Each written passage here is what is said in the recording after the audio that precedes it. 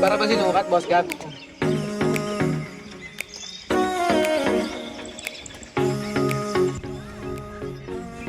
Magandang umaga sa inyo, Sir Jeff here. So, unang-una gusto kong magpasalamat sa lahat ng mga nanonood ng mga Honda Build series natin. So, per episode natin, umabot na tayo ng 30,000 views, no? So, nakakatuwa kasi hindi ko in-expect na ganun yung magiging impact doon sa ng Honda Build series na yan. Dumadami pa yung mga nagiging kaibigan natin. So maraming salamat po sa lahat ng mga nag-share doon sa mga naunang video. So pasensya na nga po pala kung medyo natagalan yung upload natin itong episode 6 kasi ang nangyari po kasi dyan, umorder ako ng online ng harness doon sa online. Halos magwa 1 month na hindi pa dumadating dito sa Pilipinas. Actually nasa customs na siya, hindi pa nare-release ng customs. Hindi pa nila nabibigay doon sa courier para ma-deliver. So feeling ko once na ma-release na ng customs sa courier, mabilis na lang ma-deliver.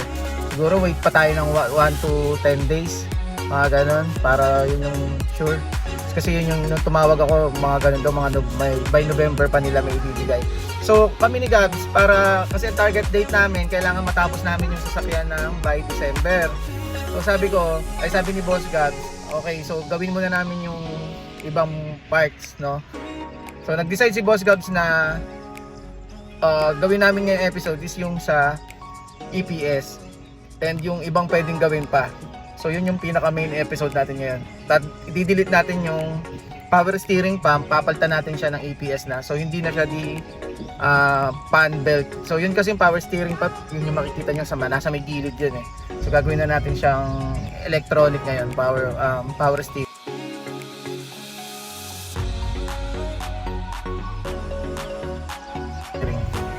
So ayun, abangan nyo ako ngayon, papunta na ako ngayon, nasa daan na ako, mag-e-elect na ako, nandito ako ngayon sa Marilao. So patanghalian tapat, wala pang tulog po yan, pero pogi pa din, yeah, shit. Alright, abangan nyo guys.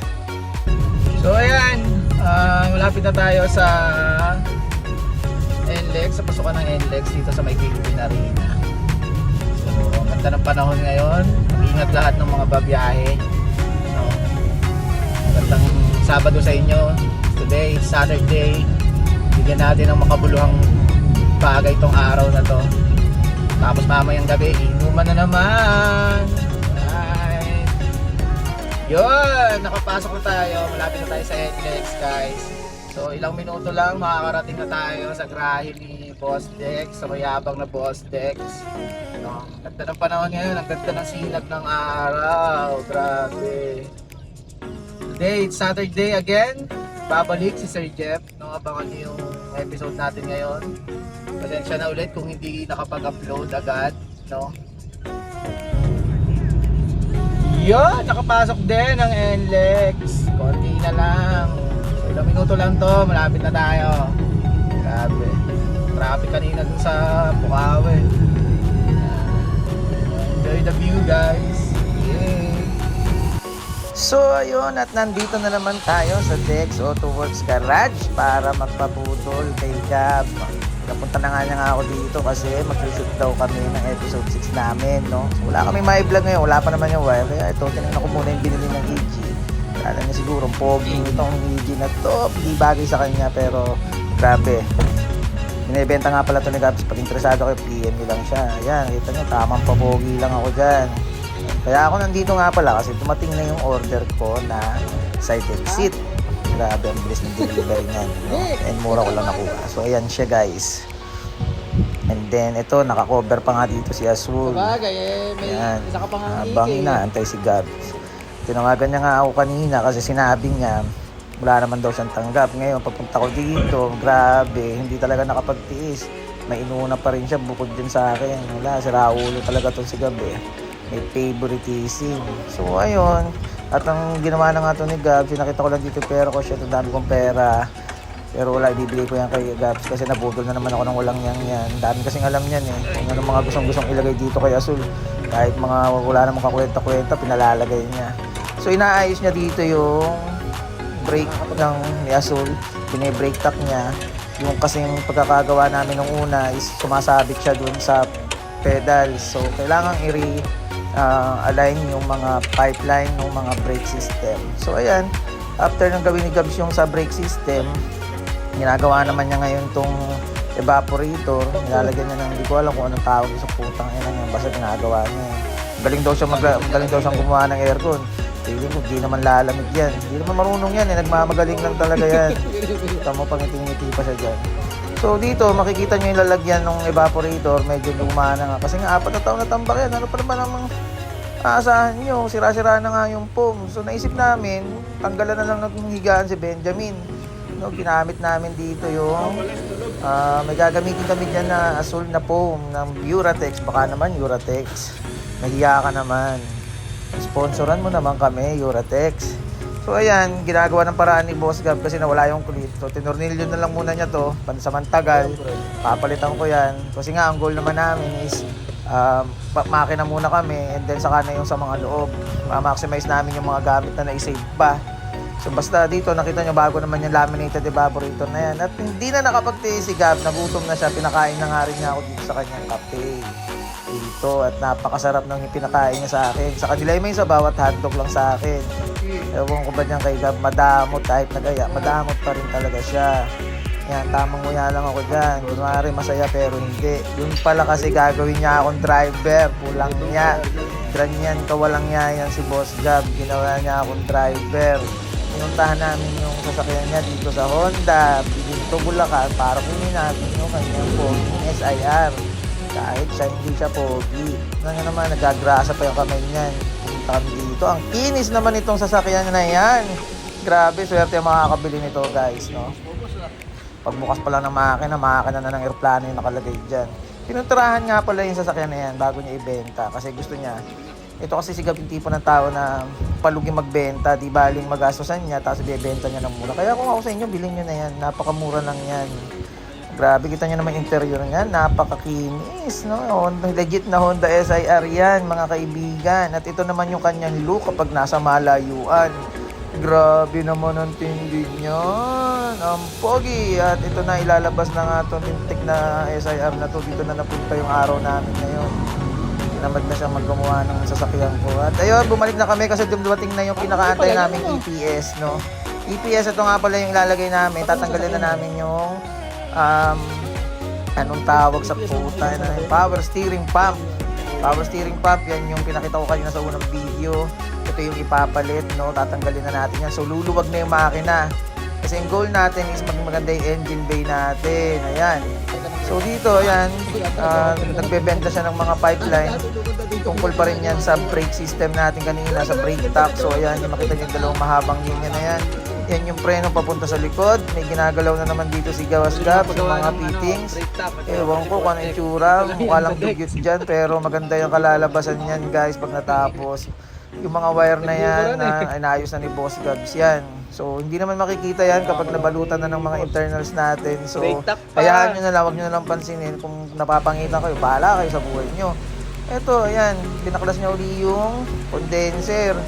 Kasi hindi siya na-satisfied, gusto niyang palitan ng foam ni Uratex. Baka naman Uratex, sponsoran mo na kami, no? Ayan, pinipilit niya. Sinabi niya kasi, tinanong ko siya dyan, bakit nilalagyan mo ng foam? Ayaw daw niya kasing mahirapan na matulog tong evaporator na to.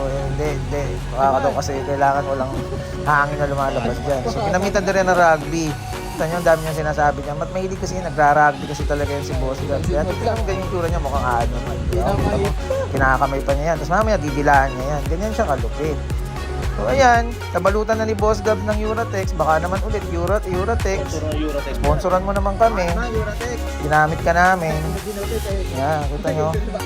Napakaganda ng pagkakalapat niyan. At dinikit na nga niya dito. Hindi ko alam kung ano yung dalawang nasa gilid na yon. Basta alam ko yung condenser yung nasa gitna. Yan, lapat na lapat para walang sabit at walang takas ang hangin, no? Para mas malamig. Nga pala guys, naka-long condenser na rin yan. Tapos naka-laminated evaporator. Ewan ko na lang kung hindi pa maging kondensada ang nasa loob niyan. At nilalagay na nga itong dashboard dito sa firewall ng, hindi ko alam, basta firewall ang tawag nila dyan. Dyan nakalagay yung parang brace ng firewall yan, ng dashboard. At ayun, tinitagay na nila Boss Bench. Ay, hindi pala si Benji yun. Si Boss, ano nga pala to, si Boss RJ. Kasi si Boss Benji, wasted. Hindi, nagpapacheck up siya kasama na yung asawa niya. Sobrang hilig ni Boss Benji. Ayan, nakabuntis na siya. So ayan, kita nyo si Boss RG, wasted pa yan kasi nag-BGC yan, naka-hoodie, mahilig mag-inom, kaya ngayon wasted na wasted si Boss RG. Pumasok na nga sa loob si Boss Gab, grabe. Wala na sa mga hindi niya na tinanggal yung chanelas niya. Napakadumi na ng loob niya. So wala, ganyan siya, madugli talaga gumawa yan si Boss Gab. Ito mo naman, ngiti-ngiti pa siya dyan. Pinilit ko lang talaga ilalagay sa kanya yung dashboard ngayon. Kasi ayaw niya talagang tapusin yan eh. Kasi tinamad na siya eh, nung nakuha niya yung SIR niya, nakita niya kasi, ay hindi ko nagagawin to, tinatamad na ako. Kasama nga pala namin dito si Boy 2 Minutes, nasa likod ni Boss Gab. Huwag niyo nang alamin kung bakit Boy 2 Minutes yan. Pag napanood ko ni Boss, tatawa na lang yan. So, ayun. Nakahanap na ng tornilyo si Boss RG and si Boss Gabs. Pangiti-ngiti na naman si Boss Renren. Hanggang mamaya mag-aaway sila ng jowa niya. Maraming likers sa TikTok. Ayan guys, lumipat na sa kabila si Boss Gabs. Kasi doon naman siya maglalagay ng tornilyo. Ito na naman si Boss Ren. Napakukulit ng batang to. Grabe. Patawa-tawa pa siya dyan. Tinuturuan niya kasi mag-vlog si Boss Gab. Nga pala guys, si Boss Renren na yan. Siya yung merong dun, kanya yung Honda LXi na ni-rebuild ni Boss Dex. At ito na nga, nag-ahanap naman ng tornilyo si Boss Dex para dun sa ating dashboard. Pero wala siya makita kaya gagawa niya ng paraan yan. Ayan, kita niyo naman, nag-fabricate na naman siya ng tornilyo. Pinakita niya kung gaano siya kayabang. Ganyan dito sa Boss Dex. Pag wala kang tornilyo, gagawang kanya kahit maluwag ang tornilyo ng utak mo. Ayan. So ayun, nilagay niya na yung fuse box. Hindi ko alam, nakakatakot yung fuse box na yan. Luma na, pero sabi ni Boss Dex, pwede pa daw yan. Feeling ko isang andar lang nitong si Asol, sugot na rin ko agad. So ayun, yan, nakalatag na yung mga wire, pasok na. At ito na yung time na pinapasok na namin tong EPS. Grabe, ayan, nakita yung module na yan. Sariwang sariwa. Grabe itong mga nagbebenta na to. Saludo sa inyo mga sir. So sigurado marami nagtatanong, mag-PPM na lang po kayo kay Boss Dex kung paano i-install yan. Basta pag in-install mo yan, grabe, kahit isang daliri na lang gamitin mo, sobrang gaan ng manubela mo. Grabe. Mahirap kasi yung i-delete mo yung power pump, power steering pump, tapos wala kayo ipapalit. Grabe, para ka nagdadrive ng jeep sa mga ganyang style. Kaya dito, ito yung nilagay natin. Delete na tayo yung power pump at pinalit na natin si EPS o Electronic Power System by Boss Dex. Dito lang yan available sa Dex AutoWorks Garage. Kahit mukha ng hirap na hirap si Boss Dex, gagawin niya yan. And available nga rin pala sa kanya yung pag-brake tap kasi sabi niya, i-offer na rin daw niya yun. Pero next year daw niya gagawin. Bahala kayo kung gusto niyo pumila. Ganun kalupit si Boss Gabs.